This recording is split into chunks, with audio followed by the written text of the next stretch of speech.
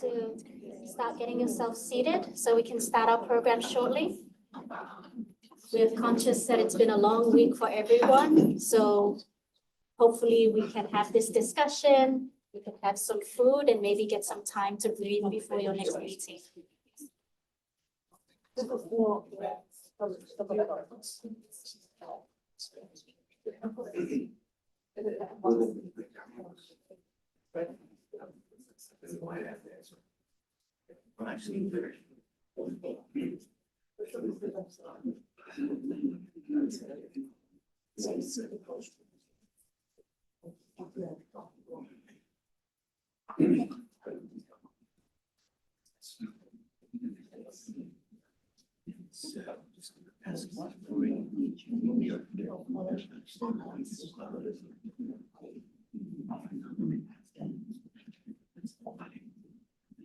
Okay, so we'll go ahead and get started.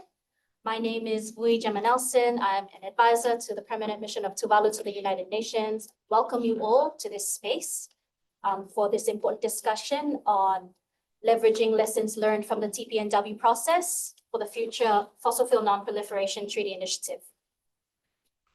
Before we go into our run of show, just want to quickly announce some housekeeping.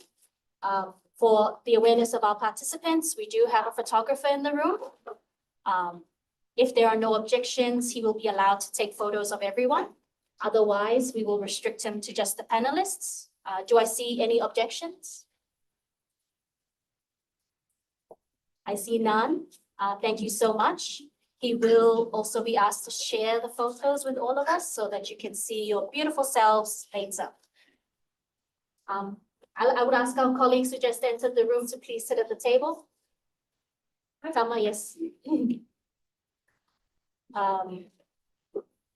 Okay, well, welcome all. Thank you so much for availing your time. We know it's been a long week, but we really appreciate both your presence and the space that you're offering to have this conversation. We also would like to make a special note to thank the Baha'i Center for giving us these wonderful rooms. We're very grateful. You know, it's so rare to have a meeting in New York where you have so much sunshine. So we are very grateful and we hope that you all take some time to soak it in. Outside of that, please, you will note that we have no microphones. So when you are speaking, please project your voice. We all want to hear your important inputs. Very briefly, I will walk us through a run of show and then I'll hand over to our magnificent panelists. So firstly, we will hear from the Deputy Permanent Representative of the Permanent Mission of Tuvalu, DPR Taniela Siose. Then we will hear from Sanlan William, Deputy Permanent Representative of Vanuatu. Then we will go to our wonderful friends at ICANN. We'll hear from Florian, Advocacy Officer. And we'll finish off with Mr. Timon Wallace, Executive Director of Warheads to Windmills. And then we'll take some questions and answers from the audience and do a short summary. Okay, well, let's get the show on the road. Please, DPR, can you open us up? Thank you very much, Gemma. Good afternoon, friends and colleagues. We are here today in the margin of the meeting of the state parties of the TPNW. And I know it's been a week long for all of you engaging in plenary sessions, special sessions, as well as side events, including this one. And we want to take this moment and applaud your perseverance. Many of you, including our colleagues from the Pacific, have come from far away and to share your experiences and your testimony on the impact of nuclear testing on our people and the Pacific family at large. So we see and appreciate your work.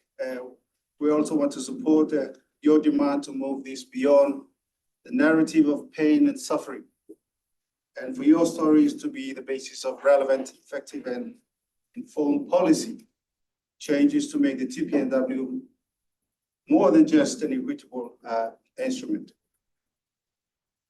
Colleagues, while there is still work to be done, we acknowledge that the TPN is a landmark international agreement calling for a comprehensive ban on nuclear weapons, adopted by 122 countries in 2017 and in force since January 2021. The TPNW stands as a testament to the global outcry against the catastrophic humanitarian and environmental consequences of these abhorrent weapons. By establishing a clear legal framework for nuclear disarmament, the TPNW advances our shared goal of a world free of nuclear weapons. And for the Pacific, we have demonstrated our commitment to a nuclear-free world through the Rarotonga Treaty, or what we call as the South Pacific Nuclear Free Zone Treaty. For us, this is a significant agreement that promotes regional peace and security by reducing the risk of nuclear conflict in the Pacific. It bans nuclear testing and radioactive waste dumping, thus safeguarding our ecosystem and support the global non-proliferation efforts, aligning with the international initiatives like the TPNW to prevent the spread of nuclear weapons. I want to especially note that our friends, the Republic of the Marshall Islands, who signed the Rarotonga Treaty on Saturday, which is a great sign for the SEAT's leadership in this multilateralism. Thank you very much, Marshall Islands.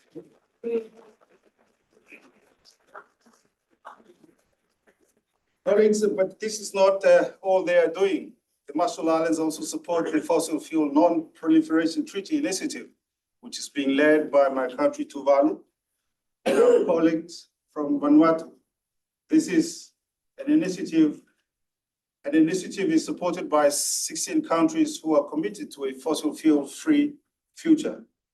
The International Energy Agency has reported that the governments are planning to produce more than double the fossil fuels than what is consistent with the Paris Agreement goal of 1.5 degrees Celsius.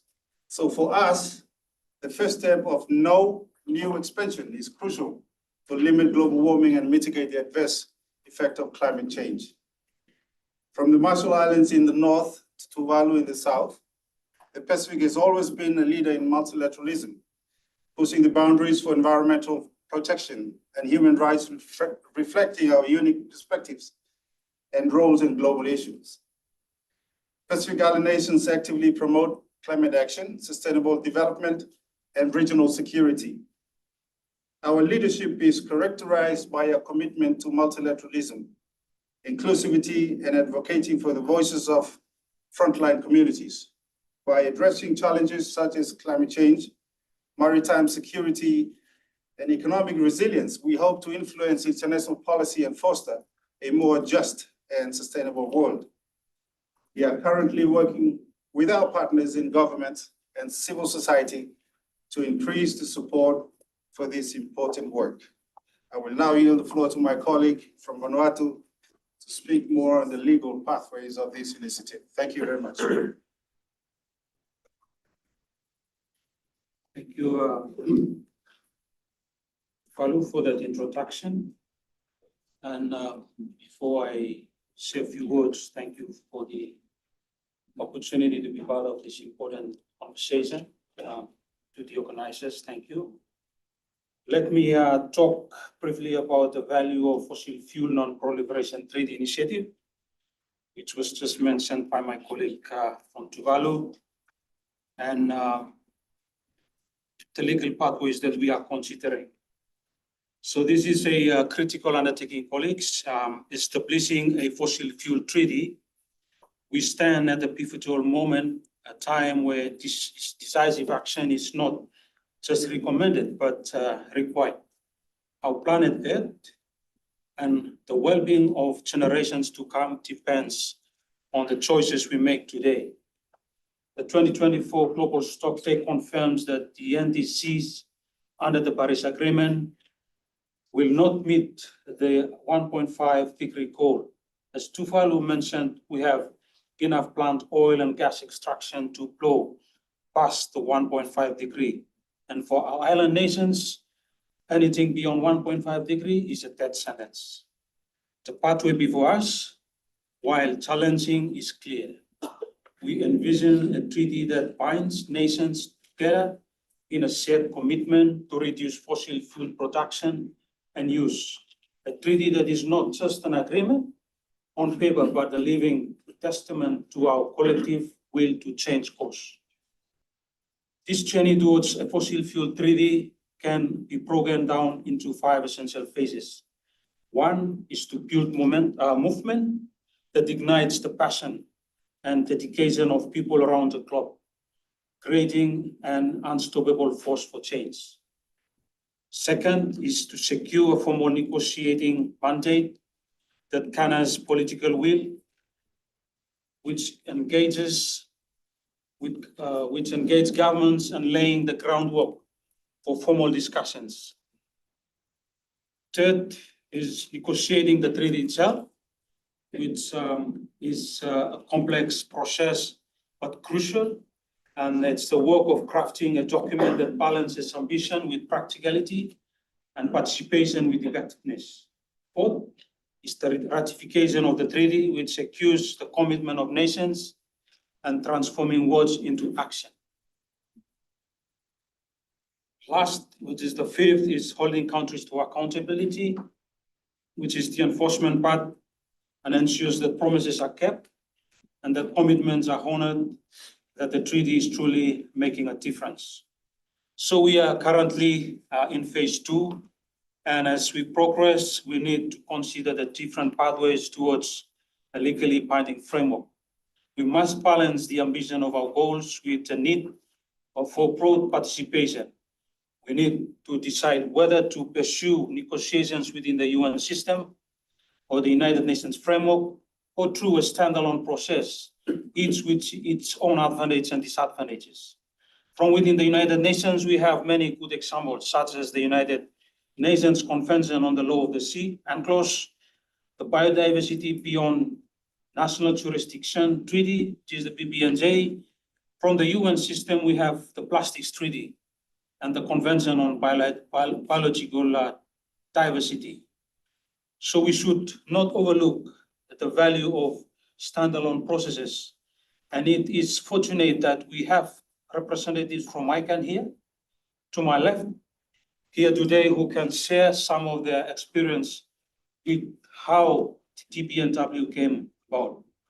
Our treaty must have it must include binding commitments to reduce fossil fuel production and use, and we must pay close attention to current developments in international law, such as the Inter-American Court for Human Rights advisory opinion, the International Court of Justice advisory opinion on climate change, and the plastic treaty negotiations that is currently going on. Let us embark on this journey together with determination, with hope, and with an unwavering commitment to a fossil-free future. Thank you. Thank you so much to our country reps for setting the scene for a very important conversation. I think it goes without saying that we find ourselves in an uncertain world, in uncertain political times. And so it's important to draw from lessons of hope, because this is not the first time that the world has been in this situation. It's been here before. And I now call on Florian Eiblinkampf of the International Campaign for the Abolishment of Nuclear Weapons, ICANN, to tell us a little bit about the TPNW process and how that process could be leveraged in this current world. Before I hand over, I just also want to say that we are joined online by a large audience. So just to let everybody know that it's more than just the people in this room who are interested in this conversation. There are people around the world who want to be here but are unable. And so we opened up this meeting to them. Florian, floor is yours.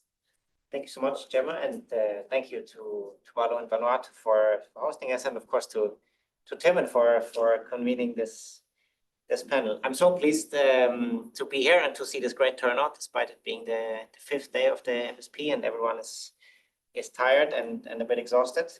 But your presence speaks volumes in terms of how important this issue is and how interconnected our causes are.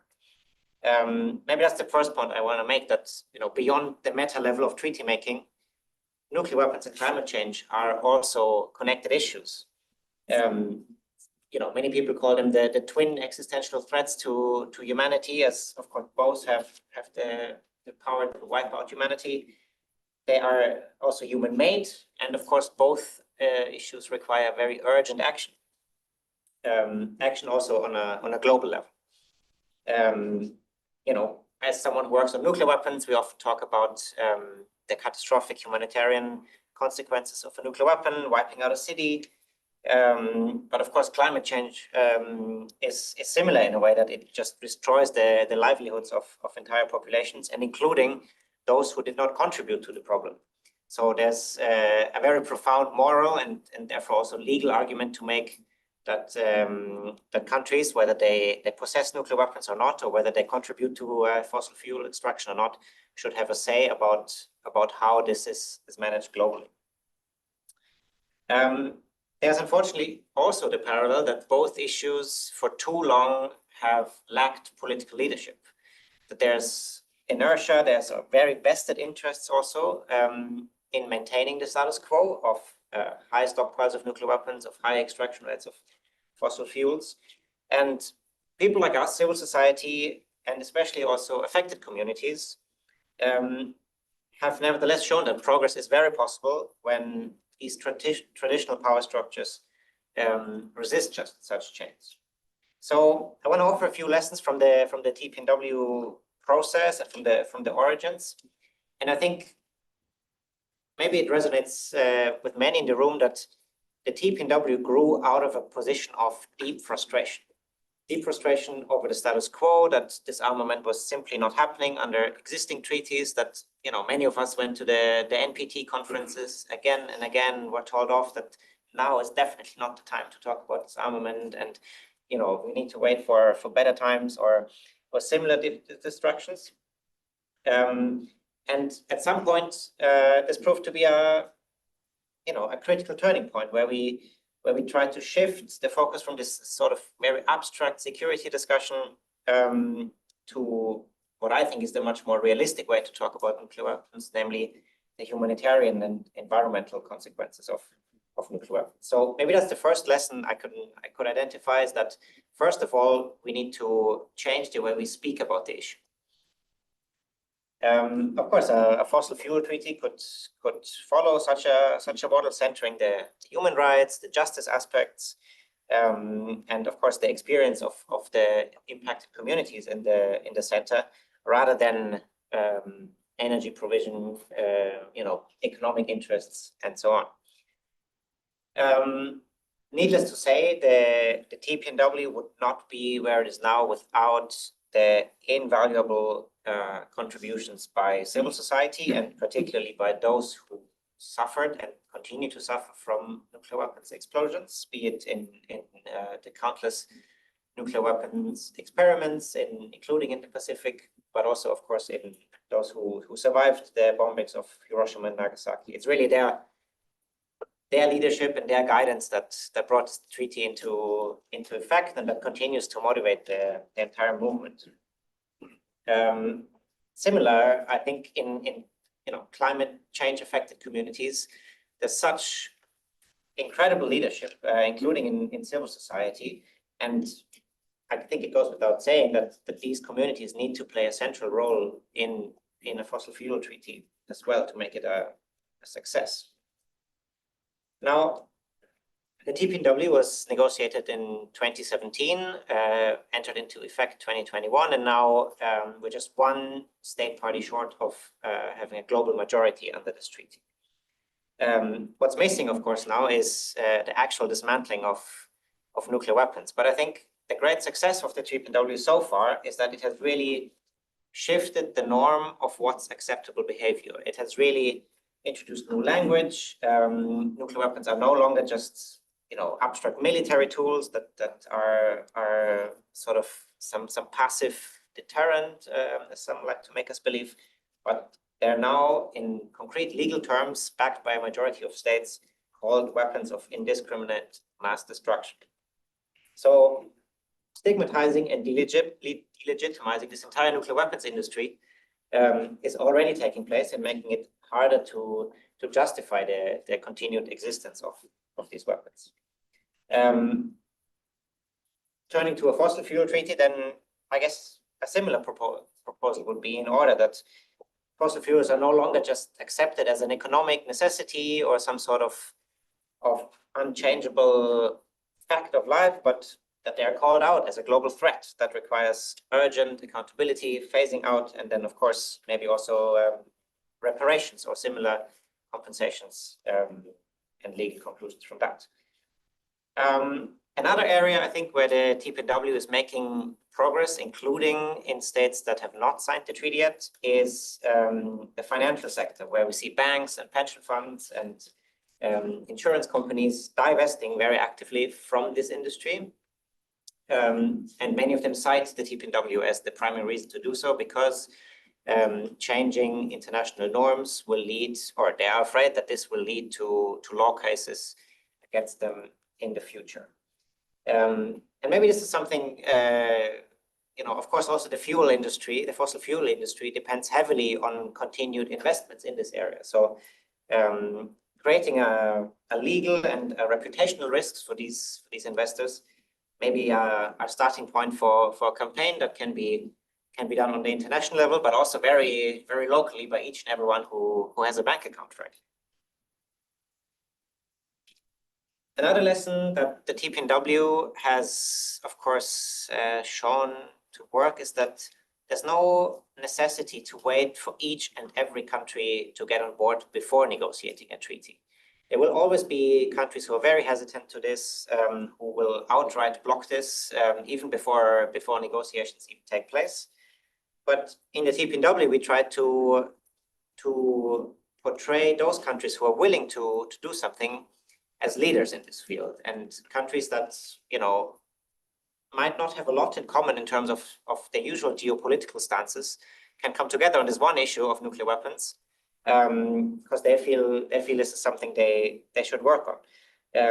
And yeah, the TPNW is, of course, a prime example of progress being made against the very active resistance of the nuclear weapon states.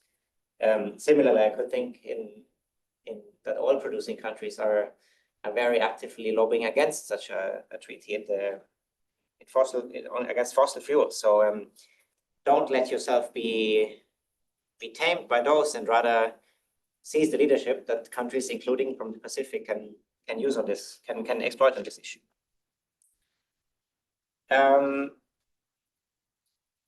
I think maybe the last lesson to come to a close slowly is that also with the TPNW, we've created more of a sense of urgency, where other treaties are mainly concerned with the status quo, or particularly shaped in a way to benefit individual groups and small groups of states. Governments would often present nuclear disarmament as some sort of long-term goal and some aspiration that's in the distant future, in a bit abstract terms, but basically would deny any urgency to the cause. And through the TPNW, a new treaty being negotiated, and the incredible civil society movement that was behind it, this urgency, of course, spread like a wildfire. There was media reports. There was, of course, the Nobel Peace Prize. There was incredible people speaking out in favor of this suddenly. And this, of course, does something to governments who are being held accountable. So yeah, I guess fossil fuels are similarly an issue where we repeatedly hear from politicians that now is not the time, even though we commit to a long-term goal of phasing out, or 1.5 degrees and so on. But what's really missing is this urgency.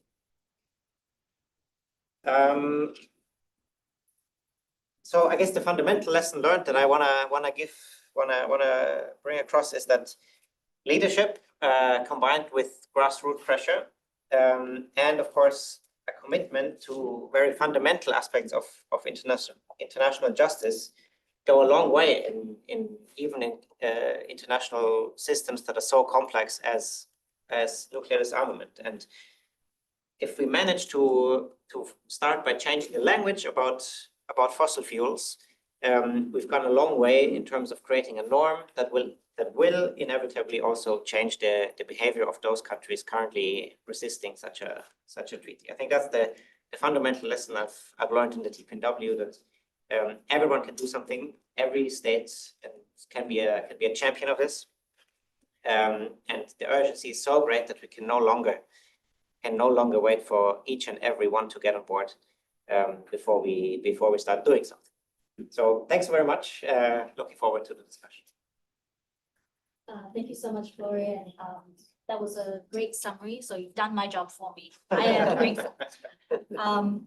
You know, what you've said about leadership and prioritizing voices, that is a very important conversation that we are trying to have within the climate change space.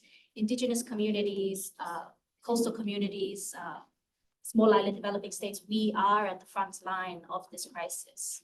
And so having the input of these communities within the formation, like in this phase, is so important. And so in that vein, I would like to hand over to Timon Wallace, Executive Director of Warheads to Windmills, to kind of talk to us about the civil society and the voice of the unheard in these processes. Timon, please. Okay, thank you, Gemma. And thanks to the other speakers and to all of the missions that are represented here. Thank you so much for coming, and to all of our other visitors. I'm here representing the Warheads to Windmills Coalition, and for those of you who don't know, it's a book called Warheads to Windmills, which is looking at both of these, what you called twin existential threats, and how they're linked up, and why we have to work on both of these issues. And we, as civil society, have been very involved in the TPNW negotiations and in the lobbying to get more countries on board and support the treaty. And we are looking forward to contributing to the same with the fossil fuel treaty as it develops.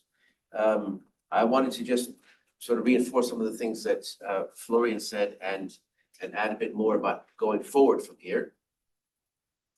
In very specific terms, we have in the room now some of the countries that have played a leading role in the TPNW.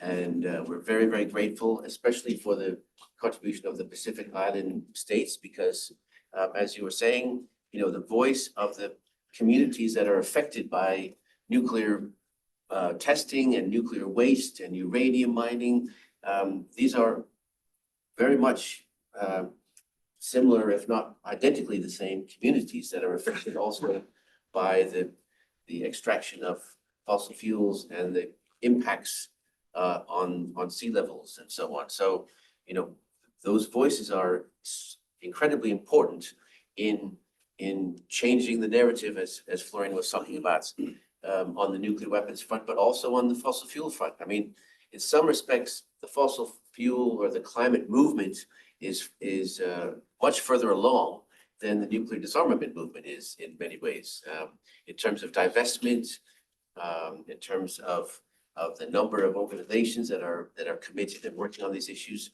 I mean, we have in the ICANN movement 600 and something organizations in 100 countries or so. I know the Fossil Fuel Treaty Initiative has 2,000 or more. So, you know, there's so much to build on, but we also have things to contribute. And that the main purpose of this meeting was to look at how we that are involved in the TPNW can help and contribute to making this fossil fuel treaty a reality.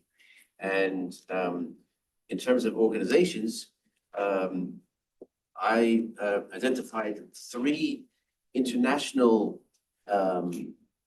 networks that are supporting the ICANN and the TPNW, but I don't think are on board yet with the fossil fuel treaty. And so it's how do we work to build some of our colleagues to get them interested in this.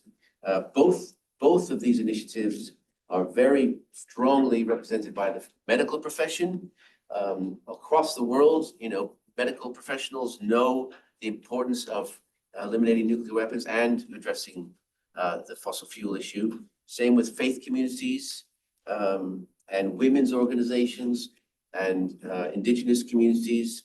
You know, there's a core that is already active in both of these initiatives. The World Council of Churches has been a big supporter of the TPNW, and I don't think they're yet on with the fossil fuel non-proliferation initiative, but hopefully you'll get them on board. We can encourage them. The International Trade Union Congress, there's a whole network of trade unions and labor movements that could be mobilized for this. And the World Federation of United Nations Associations, which is another one where, you know, we've worked alongside these groups with the TPNW, and I think we can easily get them to take on board in interest in the fossil fuel treaty. As I said, we're very grateful for the countries in the Pacific, especially that have been on the forefront of the TPNW. But there are other countries. Some of them are here today, like Ireland, South Africa, Costa Rica, Mexico, New Zealand, Philippines. You know, these are countries that have taken a lead in the TPNW, and they may not all support the idea of a treaty phasing out fossil fuels, but they could at least be brought in to share some of the lessons and help think through some of the issues that you have to address to get a treaty set up like this. So we're very committed to working with those networks and organizations and country missions. One of the lessons which Florian didn't mention, which I think is a crucial one from the ICANN experience, is the idea that to build a treaty like this, you've got to work one diplomat at a time, one country at a time. You know, we're building from scratch something. It took a long time. It took 10 years for ICANN to get to the point of negotiations. And that was just slowly building, talking to people, building support one by one, which we're also trying to do in the US Congress, as you can probably all imagine. It's going to take a long time to get 535 members of Congress on board. We got about 12 so far, but we started with nothing. So we're working one person at a time and seeing the results. And you know, there's a critical mass that gets reached at some point where more and more people join the bandwagon. But Florian already and you both also talked about the links between the nuclear issue and the climate issue. And of course, the big one is that they're both threatening all of us. We can't deal with either of these issues without a treaty because no one country can address these things. And as you said, the countries that are most affected may not even be the ones responsible for the carbon emissions or whatever. So we need to think how we build that collaboration and cooperation globally. And we're obviously not right now at the best moment in history for that kind of cooperation to be happening. We have to work our way through that and believe that it's possible that we can still build more cooperation globally and work through the United Nations and other structures to really strengthen international agreements and international law that will enable us to make these changes that have to happen. And I loved your unstoppable voice for change that I think you were talking about, the contribution that the rest of us can make in building movements and as I said, the fossil fuel movement, there's enormous commitment to addressing the climate change threat that affects young people especially, but all of us. And we need to be able to build on that and translate it into focus on how do we make these treaties work. We all know that the Paris Agreement, well, first of all, it doesn't even mention fossil fuels, but second of all, it's not enough. It's not addressing the need. And so we need, and this was very, very similar with the nuclear issue. We had the non-proliferation treaty, the nuclear non-proliferation treaty, which some countries, including the one that we're in right now, seem to think, means that they can keep on having their nuclear weapons forever. And that's not what the treaty says. But, we were failing, as Florian said, the lack of progress in existing treaties is the impetus to get people to say, we got to do something more. And that's similar with the Paris Agreement on fossil fuels. So we're here to support you to figure out how we can work together to strengthen both of these treaties and make a world safe for our children. Thank you so much. Before we move to the next section, I just want to give a big hand of applause to our.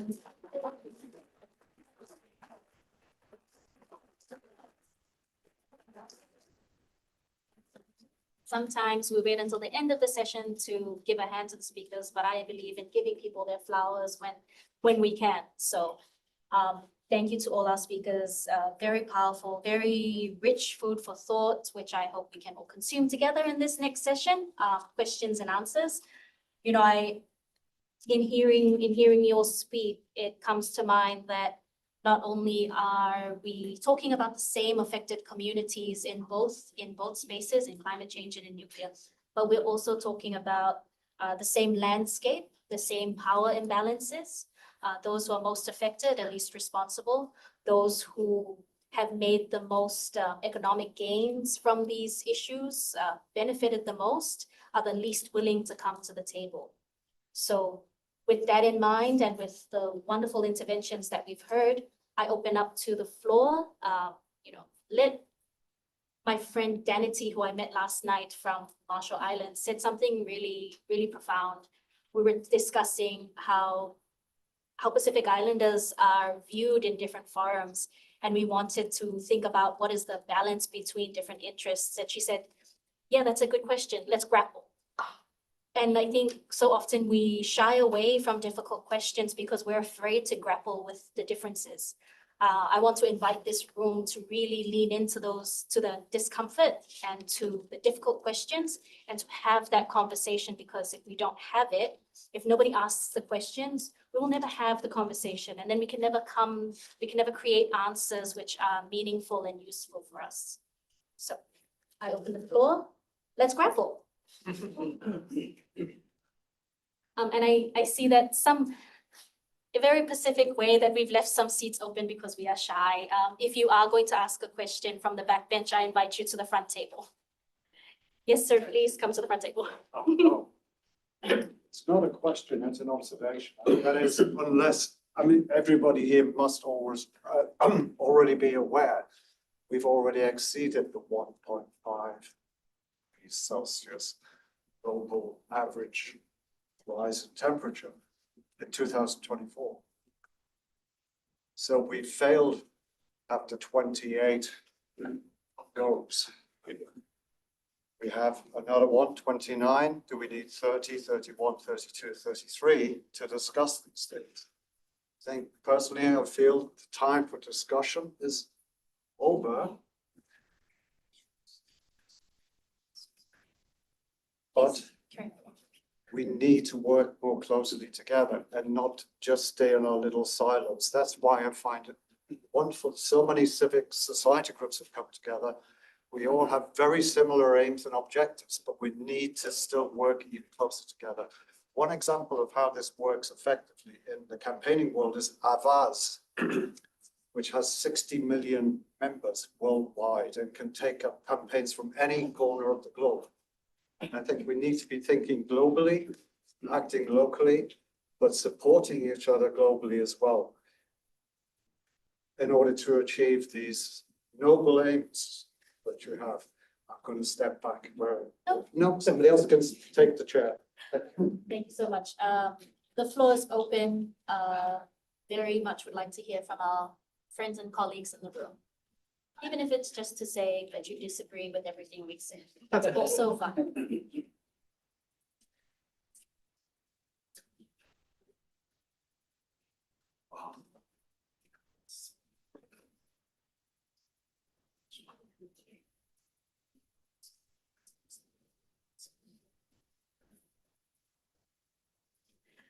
Vanuatu, please. Yeah, thank you so much for the presentation. I found it very, very interesting and intriguing, the lessons that were shared. I just out of interest,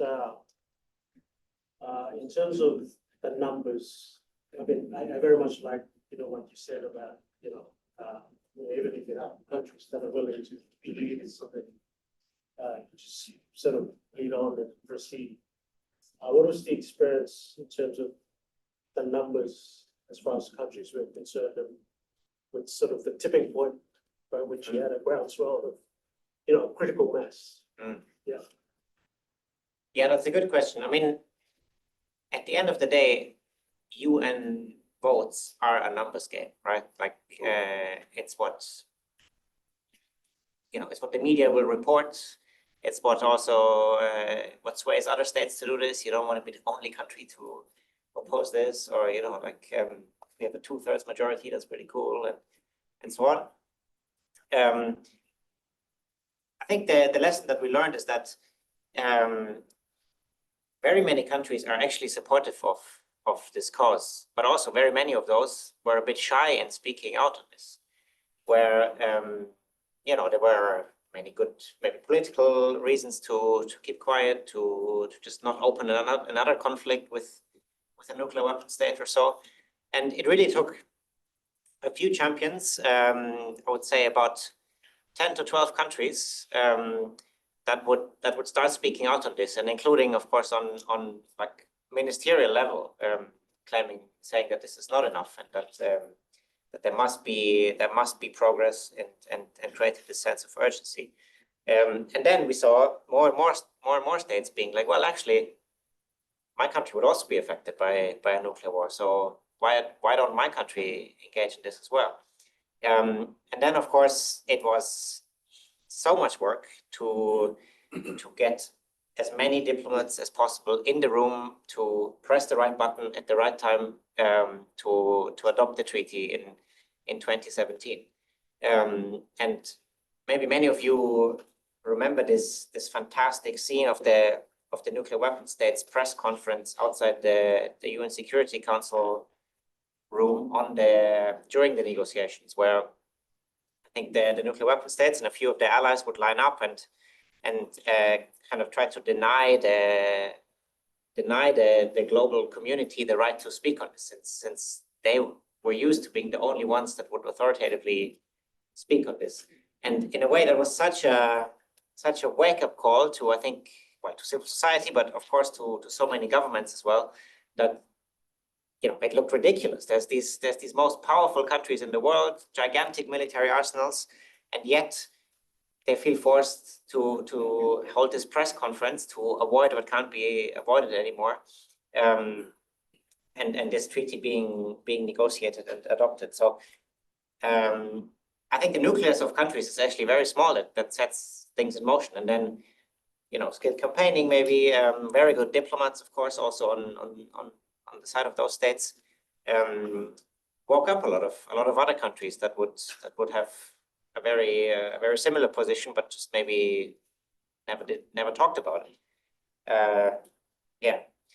Now we do this every year in the first committee of the United Nations, that there's a resolution introduced that showing support for the TPNW, and the numbers change a little bit, but it's always around 130 to 140 countries supporting it. A few abstain, and then the nuclear weapon states and their closest allies oppose. But yeah, now it of course helps us a lot to say, well, the vast majority of countries is in favor of this, and it's really a small minority that clinches on to this outdated theory of preparedness. Thank you. Thank you. Sir, can you please also introduce the organization that you're speaking for? Sure. My name is Lars Pohlmeier. I'm with IPPNW, International Physician for the Prevention of Nuclear War. I was one of the people in IPPNW who in 2006 raised their hands as a member of the international board to make ICANN an international campaign, which eventually led to the Nobel Peace Prize. So I've been with this from the very beginning. I just want to make maybe some comment. I think there was what made it possible to achieve this important treaty was also that there was a window of political opportunity, which was, as I see it, I don't know if you agree to that, the fact that Donald Trump got elected in 2016. And that might be an interesting idea because, again, in this political crisis we're right in, there's also a chance. The crisis provides us with a chance the United States government, we know that behind the scenes that the Obama administration was against this treaty, was trying to hinder any idea of negotiating such a treaty. And the fact that the Trump administration did not pay attention much to anything what was going on at the United Nations level, that in a way was, I think, that made it maybe possible, or helped, at least help, to negotiate such a treaty. And in a way, we're in a similar situation again with the United States retreating from the Paris Agreement, and certainly not making the United Nations a center of their political interest. So that it might provide us with a chance to move forward with something that's just a comment. Thank you. Thank you so much. Here on the room. Tahiti, s'il vous plaît. Warm greetings, Your Honor. My name is Tamatoa. I'm from Maupinui, French Polynesia. I'm a PhD student at the University of Hamburg, where I'm also part of the NGO Morului Tato, which is advocating for nuclear justice. My question, I have two reflective questions, actually. The first one is on the effectiveness of all the treaties that we are talking about, and in this context, the treaty of the fossil-free treaty, and particularly when we consider when the Non-Proliferation Treaty started in 1968, it concluded in the 60s, and now we are in 2025, and thanks to the TPNW, we have something more concrete, to deal with the nuclear consequences, nuclear impacts. So yes, particularly, what are the effectiveness of those treaties that we are highlighting? And in this context, the fossil-free treaty, because we're going to have the treaty for the fossil-free, we're going to have the treaty for the climate change, for the nuclear weapons, for the non-proliferation. Do we have a treaty for the deep sea mining? I don't know. But those are the impacts that our communities in the Pacific are deeply, impacted, not only the people, but also the environment.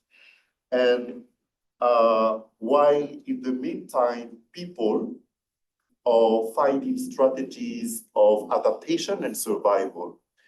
So we're gonna have like a lot of discussions on how to implement the treaty, how to implement different discussions. It may take years, as we experienced, while on the other hand, we have people finding ways to adapt themselves and to survive. And my second question is, how can we get all those treaties on the impacts under the ban of human rights and environmental rights? How do we respect as indigenous people the environment? So meaning that the environment has rights as well. So how do we really consider those perspectives? Thank you. Thank you, Tahiti, for your loaded questions. That's what we're here for. We're here to grapple. I may ask the online questions. No online questions. Excellent. Yes, madam. I have a kind of a comment. Yes, sorry. My name is Katsumi Furitsu. I came from Japan, and I'm this time the representative of the Chernobyl Hibakusha Support Council.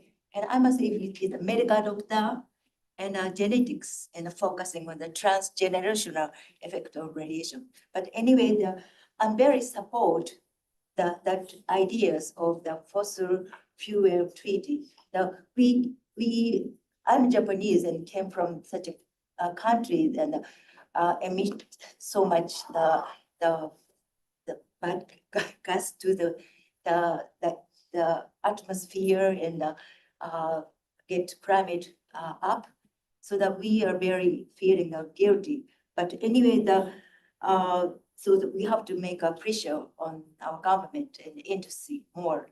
But at the same time, our government and many of other countries, including US, say that they say that they want to promote nuclear energy for saying to for the sake of the climate change, you know.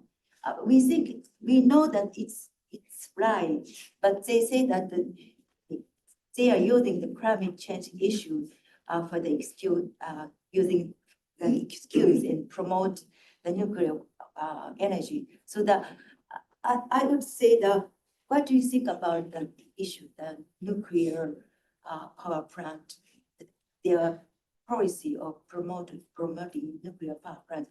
We are against the nuclear power plants, but some countries might say that it's okay that you sign on the treaty, but we will in turn promote nuclear energy. So of course the TPNW have such some problems. I think in the preamble they say that they support the right to promote the peaceful use of energy for the countries. So it's very contradictory things. So it is my comment and question. Thank you very much. Thank you so much that's an important note around misinformation and disinformation that I think is something we do need to tackle. We'll take one more question online and then we'll have a go at answering that, shall we? Yes, so I have a question on the chat from Sheridan for you. Wondering what the most helpful action by US citizens would be to help support this effort. I know it's not a very friendly country for this kind of effort, but there's a lot of definitely citizens and civil society who support this effort. So if there's any comments on what the most effective way that they can help from here. So what I'll do is I'll just maybe distribute the questions a little bit. Florian, I'll hand you for Tahiti's first question around the effectiveness of treaties. And then perhaps Timon, as a US-based organization, perhaps you can advise what the best thing for US citizens to be doing in this difficult time is. And may also call upon our esteemed country representatives to have a little chat about perhaps how Pacific has built support from the multilateral system. And then I will also have a go at answering. I will exercise my moderator's privilege to do so. But please, Lauren, take it away. Yeah, well, thanks for the great questions and comments. Yeah, there's a lot of talk about the TPNW's effectiveness, and in my work, I work a lot with the NATO countries, for example, and definitely are one of this treaty, but nuclear weapons are still here. So what did you really achieve? What I often try to respond then is that we can talk about the financial sector, divesting, and so on, as evidence of very tangible change that resulted from this treaty. But I think what we shouldn't underestimate also is that maybe two perspectives. One is that this treaty sets a new standard on how nuclear weapons are talked about. No longer only in a security space where former generals talk about how great nuclear weapons are and in quite graphic language boast about their might and so on. But there's a much more realistic discussion on what these weapons actually do and what they have done in the past, and a bit of, I would say, a more adult conversation on how to deal with them. And that creates a norm that nuclear weapons are unacceptable, no matter the circumstances. And following from such a norm, norms, of course, challenge behaviors and change behaviors. Of course, we would love to see the nuclear weapon states and their allies be more involved in this treaty, and regrettably, many of them have chosen not to engage at this conference. But we see advocacy efforts maybe at a level that's below the government. So we've got members of parliament speak out on this. We've got political parties making this part of their program. We've seen, of course, cities passing resolutions in support of this. All this groundswell of support, hasn't yet led to the United States or France or one of the other countries sign this treaty. But how can I say? Politics will change. The treaty is not going to change. It's going to stay with us. The nuclear weapons states are hiding from it for now, but they can't just simply ignore it forever. they will need to find a position to it, and all it takes maybe is one election and changing government to change their positions. I mean, we've seen crazier turnarounds of national positions than this. So yeah, that's the great value, I think, that changing the norm on what's acceptable and what's not is how effective the treaty has been and will be in the future. What can US people do in the US? All of those things. As I said, we have to work one politician at a time. In Congress, it's an uphill battle. Most of them don't know even now what the TPNW is. They certainly don't know what the fossil fuel treaty is. We have someone here working on that in Congress, and and we want to support them in educating politicians and the general public. I mean, people care about fossil fuels and climate, so it's about building that support for this idea that we need to work together internationally to solve this. And as Florian also mentioned, faith communities, colleges, cities, individuals can be looking at ways to divest, to boycott these companies, not just the nuclear weapons companies, but the fossil fuel companies. They're the ones that are blocking this. So we need to think about how we work together to put some pressure on them. DPR, do you have any closing thoughts? Because I've also just noticed that we are running up to time, so I'll hand to you before I wrap.